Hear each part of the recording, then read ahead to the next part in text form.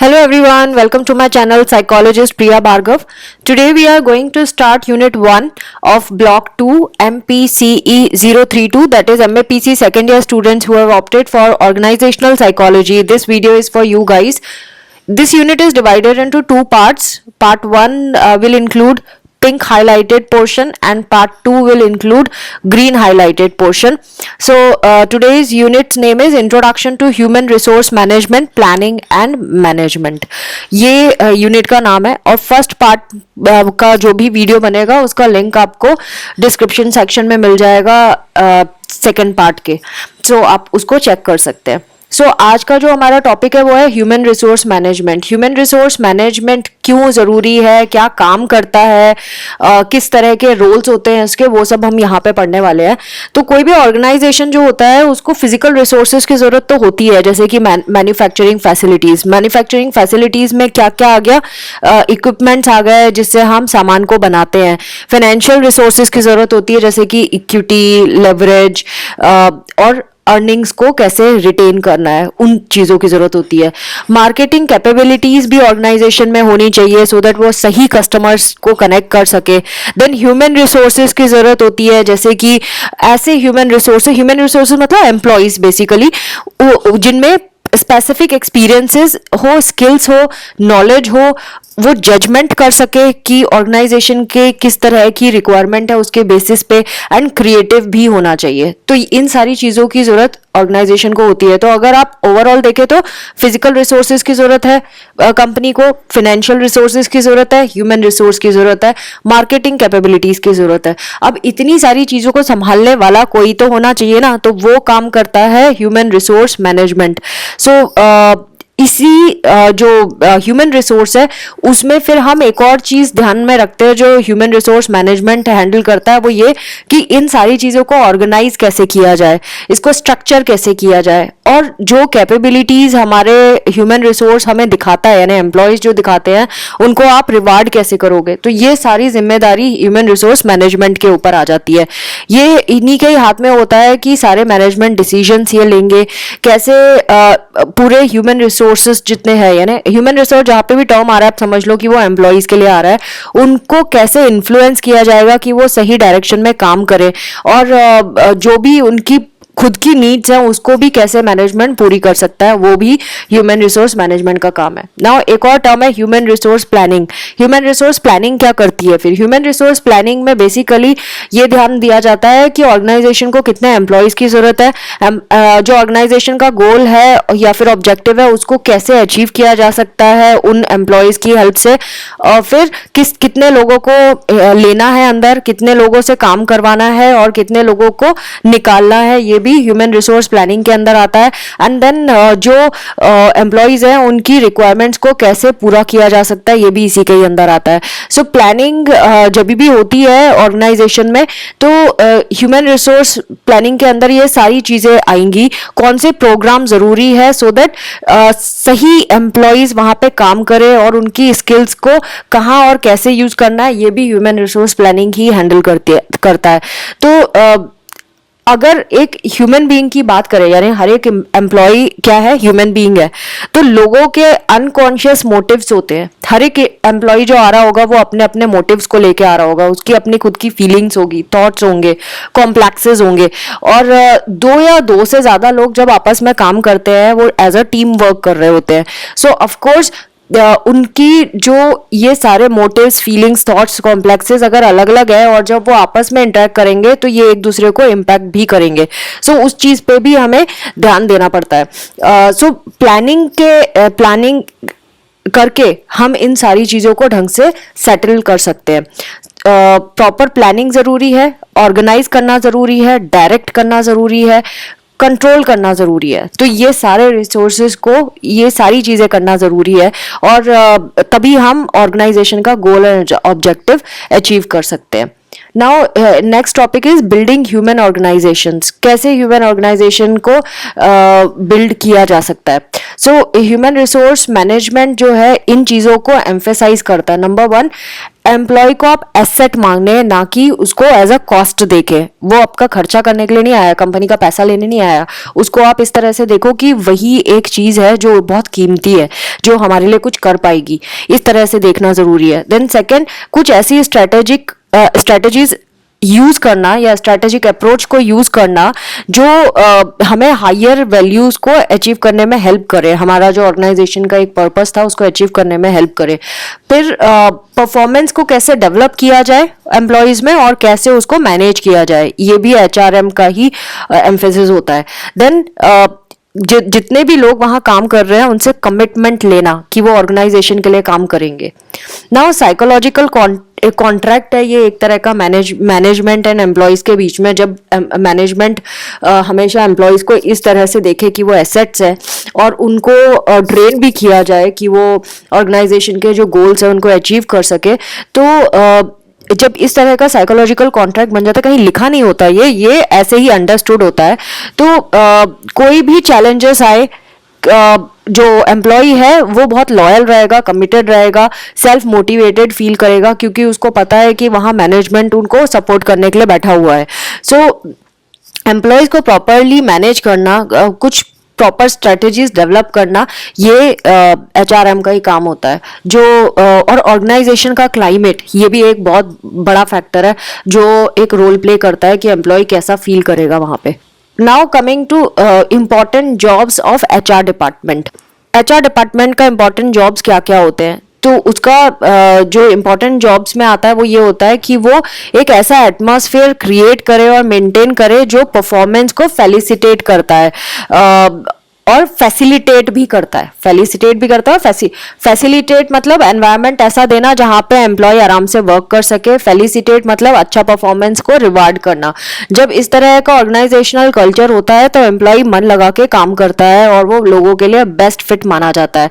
जब भी कोई ऑर्गेनाइजेशन होता है वो लोगों को इस तरह से देखता है तो एम्प्लॉय ज्यादा अच्छे से काम करते हैं कि हमें लोगों से क्या करवाना है, हमें लोगों से सर्विसेज एक्वायर करानी है, फिर हमें उनके अंदर स्किल्स डेवलप करनी है, फिर हमें उन्हें मोटिवेट करना है कि वो हाई लेवल ऑफ परफॉर्मेंस दे, एंड देन ये भी इंश्योर करना है कि वो ऑर्गेनाइजेशन से कमिटेड रहे। ये सारी चीज़ें ऑर्गेनाइजेशन को लोगों से चाहिए होती हैं, जो भी एम्प्लॉय वहाँ काम कर रहे होते हैं। एंड उससे क्या होगा, ऑर्गेनाइजेशन का ऑब्जेक्टिव पूरा होगा। ऑर्गेनाइजेशन कोई भी हो सकता है, we are not talking about कोई corporate world, but we are talking about all the organisation including corporate world, यानी कि गवर्नमेंट ऑर्गेनाइजेशन हो सकता है, कोई बिजनेस हो सकता है, कोई एजुकेशनल डिपार्टमेंट हो सकता है, कोई हेल्थ डिपार्टमेंट हो सकता है, कोई सोशल एक्टिविटीज हो सकती है। किसी भी ऑर्गेनाइजेशन में ये चीज वर्क करती है, तो इन पे ध्यान देना जरूरी है कि उनकी स्किल्स को यूज किया जाए, स्किल को डेवलप किया जाए, उनकी हाई परफॉर्मेंस कैसे वो अचीव करे उसको मोटिवेट किया जाए, ये सारी चीजें।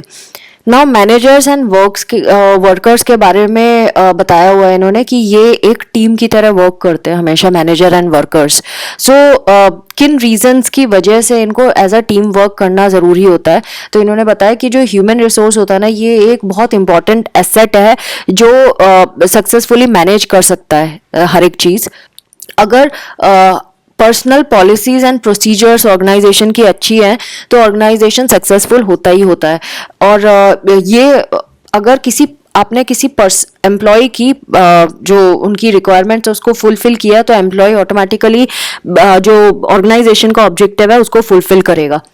नाउ जो कॉर्पोरेट कल्चर है, जो वैल्यूज़ है ऑर्गेनाइजेशन में, ऑर्गेनाइजेशन का जो क्लाइमेट है, मैनेजमेंट बिहेवियर है, वो बहुत इंपॉर्टेंट होता है किसी को भी वहाँ फंक्शन करने के लिए। मतलब कोई भी एम्प्लॉय वहाँ काम कर रहा है, अगर ये चीज़ें सही नहीं है तो कोई भी एम्प्लॉय काम ढंग से नहीं कर पाएगा। तो HR जो है उसको इंटीग्रेट करना बहुत ज़रूरी है सारे मेंबर्स को जो ऑर्गेनाइजेशन के अंदर होते हैं, सो दैट वो एक कॉमन पर्पस सबको लगे कि हाँ ये हम सबका एक ही पर्पस है इस यहाँ पे, इस तरह से।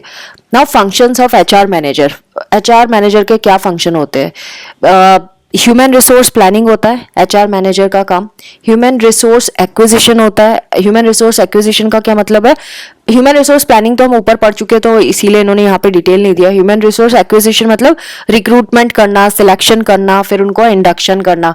देन ह्यूमन रिसोर्स यूटिलाइजेशन क्या होता है कि वो डायरेक्ट करेंगे कैसे एम्प्लॉयज वर्क करेंगे, leadership, then placement, performance planning, performance appraisal, ये सारी चीजें आ गई। Then human resource maintenance and sustenance का क्या मतलब होता है, उन्हें कंपेंसेट करना, उनकी वेलफेयर के बारे में सोचना, उनके बेनिफिट्स के बारे में काम करना। ह्यूमन रिसोर्स एग्जिटिंग मतलब रीट्रेंचमेंट, डिसमिसल, रिटायरमेंट, इन चीज़ों के ऊपर काम करता है। तो एचआर के जितने जितने एक्टिविटीज़ हैं, जो जो उनके फंक्शंस होते हैं, वो यहाँ पे डाला हुआ है। Now role of HR manager. अब एचआर मैनेजर है, उसके क्या क्या काम होते हैं। अगेन वही जो हमने ऊपर भी पढ़ा है, वो काउंसलर की तरह भी काम करता है, चेंज एजेंट की तरह भी काम करता है, गाइड की तरह भी काम करता है। तो उसका मेन काम होता है कि एक साइकोलॉजिकल बैलेंस बना के रखना एम्प्लॉयज में, सो दैट वो मोटिवेटेड फील करें, उनको गाइडेंस मिलती रहे गोल तक पहुंचने के लिए। कोई भी अगर कोई चेंज ऑर्गेनाइजेशन में आया है तो उसमें कैसे एटीट्यूड उनका कैसा होना चाहिए एम्प्लॉयज का, ये भी मैनेजर ही हैंडल करता है, एचआर मैनेजर। और अगर कोई चेंज आया भी ऑर्गेनाइजेशन में तो उन चेंजेस को कैसे एक्सेप्ट करे एम्प्लॉय, वो भी एचआर मैनेजर ही उन्हें समझाता है, न्यू एनवायरनमेंट में कैसे करना है। और अगर ये हेल्प उनको मिल जाए एम्प्लॉयज़ को, तो वो बहुत अच्छे से परफॉर्म करने लगते हैं और अडेप्ट भी हो जाते हैं न्यू सिचुएशन में। सो काउंसलिंग, रीट्रेनिंग, ये वाली चीज़ें रिक्वायर्ड होती है जब सिचुएशंस चेंज होती है। मैनेजर की पर्सनल क्वालिटीज़ भी बहुत मेजर रोल प्ले करती हैं कि वो सेंसिटिव है या नहीं है, एम्पैथेटिक है कि नहीं है, हेल्पफुलनेस उसमें है या नहीं है। तो अगर लोगों की अच्छी अंडरस्टैंडिंग है मैनेजर के अंदर, तो वो लोगों के बिहेवियर के साथ डील कर पाता है, उन्हें सही डायरेक्शन में एफिशिएंटली वर्क करने के लिए डायरेक्ट कर पाता है।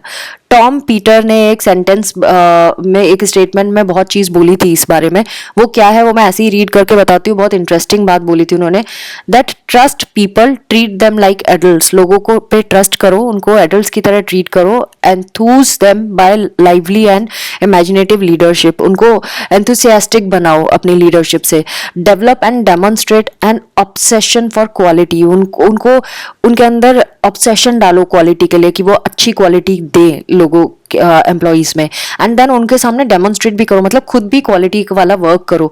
Make them feel they own the business, उनको ऐसा लगे कि वो ही खुद अपने इस बिजनेस के मालिक हैं, वो एम्प्लॉय नहीं है, वो उस बिजनेस के मालिक है। Your work force will respond with total commitment, और इसी तरह ही जो एम्प्लॉयज हैं वो कमिटमेंट के साथ वर्क कर पाएंगे। जो एचआरएम की रूट्स हैं वो पीटर डकर एंड मैक ग्रिगर की वर्क से ही रूटेड है, मतलब एचआरएम इन्हीं के ही वर्क की वजह से निकल के आया ह्यूमन रिसोर्स मैनेजमेंट 1950s में। जो डकर हैं उन्होंने गोल डायरेक्टेड लीडरशिप के बारे में बात की थी। एंड उन्होंने ये भी बताया था कि जो मैनेजर्स होते हैं ना, वो पार्टली क्लर्क की तरह काम करते हैं, हाउसकीपर की तरह काम करते हैं, सोशल वर्कर की तरह काम करते हैं। एंड यूनियन ट्रबल्स को जो सेटल करने वाला काम होता है वो भी एचआर मैनेजर के ही ड्यूटी के अंदर आता है। मैकग्रिगर ने management by integration and self control के बारे में बात की थी, और ये ही ऑब्जेक्टिव होना चाहिए, ऐसा उन्होंने बोला था मैनेजमेंट के बारे में। और जो स्ट्रेटेजी होगी वो होगी कि लोगों को मैनेज करना, सो दैट होल बिजनेस किस तरह से अफेक्ट होता है वो उस पर काम किया जा सके। Now aims of human resource management, क्या क्या एम होता है ह्यूमन रिसोर्स मैनेजमेंट का। Utilise people to their full capacity and potential, लोगों को उनकी फुल कैपेसिटी एंड पोटेंशियल के साथ यूटिलाइज करना। ह्यूमन रिसोर्सेज को इंटीग्रेट करना, इकट्ठा लाना पॉलिसीज यूज करके। बिजनेस प्लान्स के बारे में बताना उनको। एंड जो भी अप्रोप्रिएट कल्चर है उसको डालना उस पर्टिकुलर ऑर्गेनाइजेशन में। इनअप्रोप्रिएट कल्चर को हटाना या रीशेप करना। फिर ऐसा एनवायरनमेंट क्रिएट करना जहाँ पे इंसान अपनी क्रिएटिविटी और एनर्जी को निकाल सकता है, एम्प्लॉयज अपनी क्रिएटिविटी एंड टैलेंट को शो कर सकता है। देन ऐसी कंडीशंस क्रिएट करना जैसे innovation, team work, total quality, ऐसी को क्रिएट करना ऑर्गेनाइजेशन में। एंड फ्लेक्सिबिलिटी एक्सीलेंस को परस्यू करने के लिए ये प्रोवाइड करना मैनेजर का काम होगा। Now need for human resource management, हमें ज़रूरत क्यों है ह्यूमन रिसोर्स मैनेजमेंट की? इसीलिए क्योंकि इंटरनेशनल कंपटीशन इंक्रीज हो गया है, complexities and size of organisation भी बहुत ज़्यादा इंक्रीज हो चुकी है, जिसे मैनेज करना बस की नहीं है एक बंदे की, वो एक मैनेजमेंट की ज़रूरत होती है उसमें। टेक्नोलॉजिकल रिवॉल्यूशन आता जा रहा है, एडवांसमेंट होती जा रही है, बहुत हाई पोटेंशियल वाले एम्प्लॉयज़ आ रहे हैं, तो उनको हैंडल करने के लिए कोई मैनेजर की ज़रूरत है। देन वैल्यूज वर्क प्लेस में एड्रेस करना बहुत ज़रूरी है, कैसे कंपनी के सारे लोगों को इन्वॉल्व किया जाए कंपनी के अफेयर में, ये भी बहुत इंपॉर्टेंट है। Then career needs and life satisfaction मिलना एम्प्लॉयज़ को बहुत ज़रूरी है, तो वो कैसे मिलेंगी वो भी मैनेजमेंट ही डिसाइड करेगा, हेल्प करेगा। एंड देन क्वालिटी कैसे वर्क लाइफ में प्रोवाइड की जाए, वो भी मैनेजमेंट का ही काम हो गया। देन जो डेमोग्राफिक चेंज आ रहा है, मतलब तरह तरह के डाइवर्सिटी के लोग वहाँ काम कर रहे हैं, उसको हैंडल करने के लिए भी ह्यूमन रिसोर्स मैनेजमेंट की ज़रूरत पड़ती है। सो ये फैक्टर्स की वजह से हमें एचआरएम की ज़रूरत है। Now reservations about HRM. HRM को हम एज अ अपॉर्चुनिटी भी देख सकते हैं और थ्रेट भी देख सकते हैं। अपॉर्चुनिटी क्यों है? क्योंकि ये एक ऐसे एक्सपर्ट्स हैं जो बिजनेस ऑब्जेक्टिव्स को मीट करने में हेल्प करते हैं, नीड्स, एक्सपेक्टेशंस और वैल्यूज जो एम्प्लॉयज़ की हैं उनको मीट करने में ये हेल्प करते हैं। एचआर मैनेजर्स जो हैं वो एक ऐसा कल्चर क्रिएट करते हैं और वर्क प्लेस पे जो क्रिएटिव होता है और सपोर्टिव होता है, जिसकी वजह से वर्कर्स बहुत अच्छे से वर्क कर पाते हैं क्योंकि उनको प्रॉपर गाइडेंस भी मिलता है। इसको एज अ थ्रेट नहीं देखना चाहिए, क्योंकि अगर हम थ्रेट देखेंगे, यानी अगर हम ये सोचे कि नहीं वो एचआरएम ये नहीं हैंडल कर सकता, ऐसे वाले अफेयर नहीं कर सकता, उसकी रिस्पॉन्सिबिलिटीज ये नहीं हो सकती, ऐसा कुछ नहीं है। वो हर एक तरह के चैलेंजेस एंड रिस्पॉन्सिबिलिटीज को हैंडल करने में एफिशिएंट होता है। Now levers for change. Effective जो मैनेजर्स होता है, मैनेजर जो होगा वो चेंज लाने की कोशिश करता है एटीट्यूड में, एम्प्लॉयज़ के, उनके बिहेवियर्स में, जो प्रोसेस चल रहा है पूरा ऑर्गेनाइजेशन में, जो प्रोसेस है उसमें चेंज लाने की कोशिश करता है, सिस्टम एंड स्ट्रक्चर में चेंज लाने की कोशिश करता है। नाउ एचआरएम स्ट्रेटेजी के बारे में करेंगे। एचआरएम स्ट्रेटेजी क्या होती है? ये वो डायरेक्शन है जो ऑर्गेनाइजेशन के डेवलपमेंट में लॉन्ग टर्म इम्पैक्ट करता है। तो हम एक डायरेक्शन तय करते हैं ऑर्गेनाइजेशन के लिए, जो लंबे टाइम तक उस पर हम डालते हैं, सो दैट ऑर्गेनाइजेशन अच्छे से फंक्शनल हो, काम कर सके। जो टर्म्स ऑफ यूज होता है एचआरएम का, वो क्या क्या है? ऑर्गेनाइजेशन, जो टर्म्स हम एचआरएम में यूज करते हैं उसके बारे में बात किया है।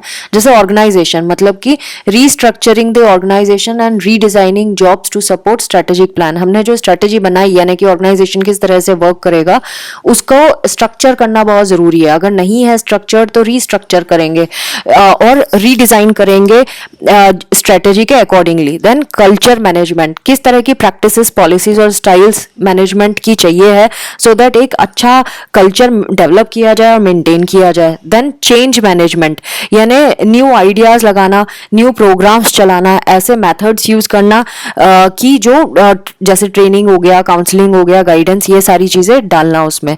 Then flexibility, new methods implement करना, अडेप्ट करना, लोगों को उन मेथड्स को लर्न करने में मोटिवेट करना, डिफरेंट स्किल्स डालना लोगों में, लोग अपनी अपनी डिफरेंट स्किल्स को यूज कर सके। देन टीम वर्किंग, हर एक पीपल जो वर्क कर रहा है वहाँ पे कंपनी में, उसकी एबिलिटी को एनहांस करना, सो दैट वो ग्रुप में काम कर सके, अच्छे से ग्रुप में एडजस्ट कर सके, कॉन्फ्लिक्ट्स को हटा सके। क्वालिटी मैनेजमेंट, जो प्रोडक्ट्स हैं उनकी क्वालिटी को मैनेज करना बहुत जरूरी है, प्रोडक्ट्स को फ्रीक्वेंटली चेक करना और उसमें इंप्रूवमेंट लाना वो बहुत जरूरी है, सर्विसेज में इंप्रूवमेंट लाना। रिसोर्सिंग, ह्यूमन रिसोर्स जो हमें चाहिए है वो चेंज के अकॉर्डिंगली हमें मिलना चाहिए, तो वो ढूंढना। ह्यूमन रिसोर्स डेवलपमेंट, जो भी हमारे पास लोग हैं उनको वर्कफोर्स को डेवलप करना, उन्हें ट्रेन करना, उनमें वो स्किल्स डेवलप करना, सो दैट वो वर्क कर सकें as per the objective. Performance management, evaluate करना किस तरह की परफॉर्मेंस है, उनकी प्रोग्रेस को चेक करना कि वो ऑर्गेनाइजेशन की ऑब्जेक्टिव को मीट कर रहे हैं कि नहीं कर रहे हैं। देन रिवार्ड मैनेजमेंट, परफॉर्मेंस अच्छी है, परफॉर्मेंस जैसे आप चाह रहे थे वैसी है तो उनको रिवार्ड देना।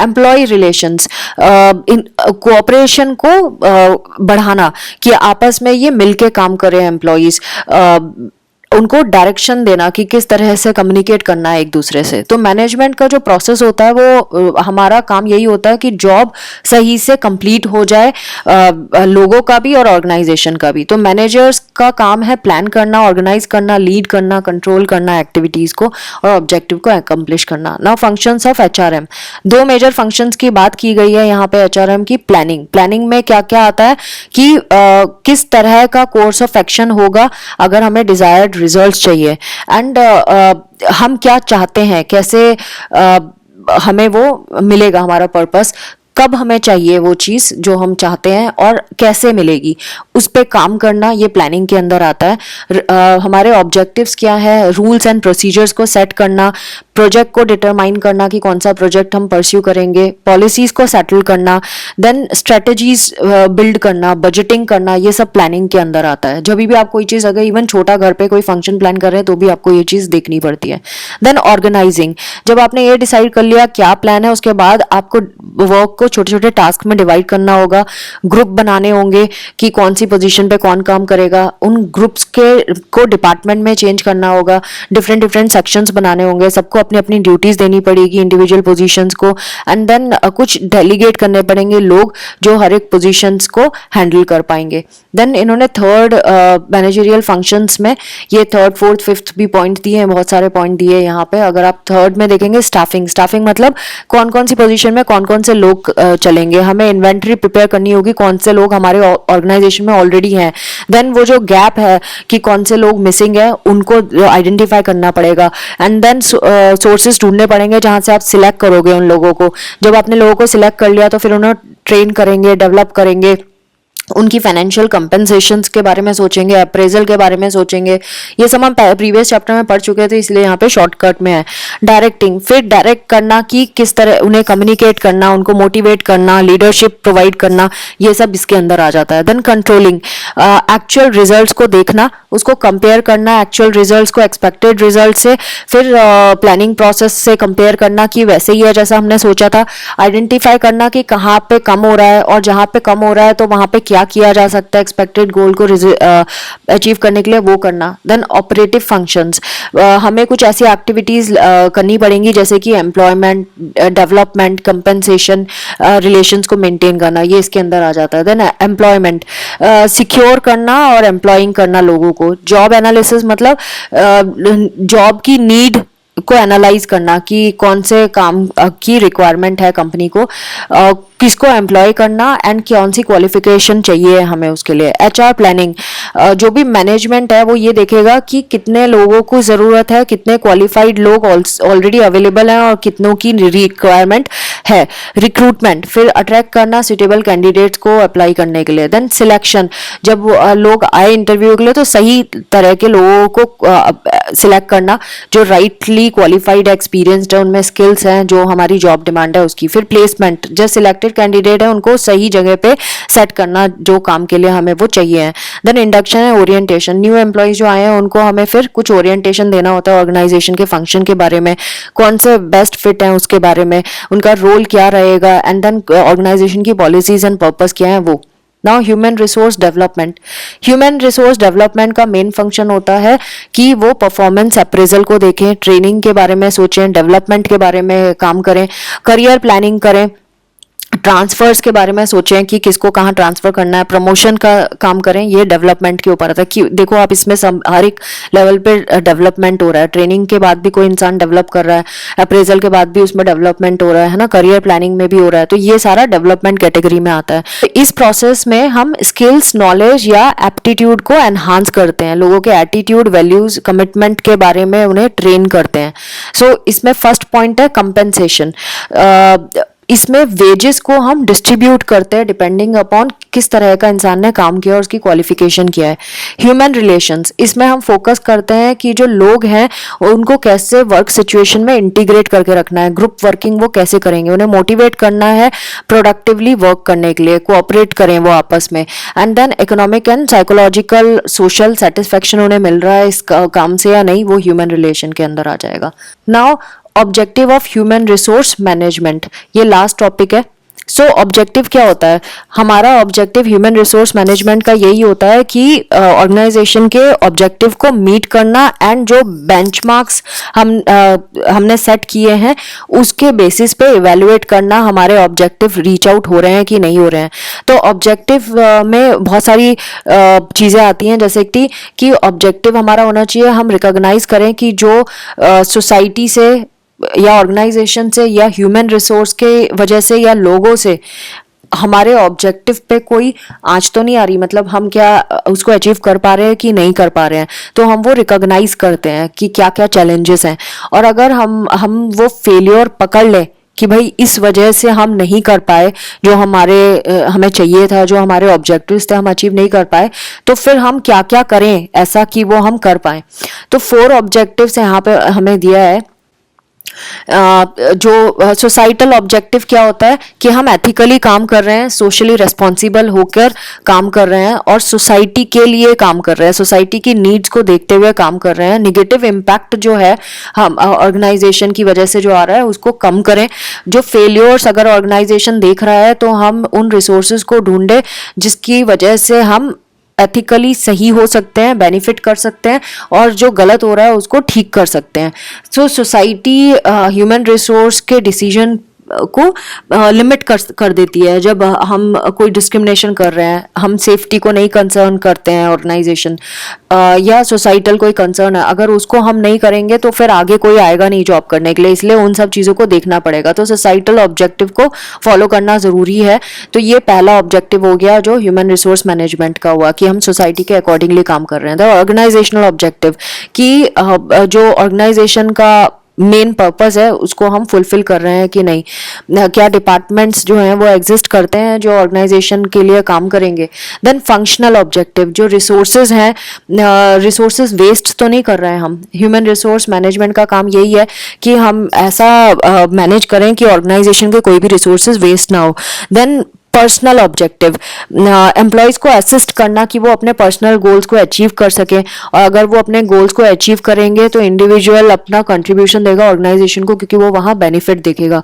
पर्सनल ऑब्जेक्टिव्स जब एम्प्लॉयज़ के फुलफिल होते हैं तो वर्कर एक मोटिवेटेड तो फील करता है, साथ में वो उस कंपनी में रहना भी चाहता है, वो अपने वर्क की क्वालिटी को इम्प्रूव करता है, उसकी परफॉर्मेंस अच्छी होती है, वो सेटिस्फाइड फील करता है, और वो ऑर्गेनाइजेशन को भी हाइट्स तक पहुंचाने में हेल्प करता है और कंपनी को छोड़ता नहीं है। तो friends, this was all about part 1 of unit 1 block 2 MPCE 032। I hope आपको ये वीडियो बेनिफिशियल लगेगा। अगर ऐसा है तो please subscribe to my channel, like this video and do share and don't forget to press the notification bell. Thanks for watching. Take care of yourself. Bye bye.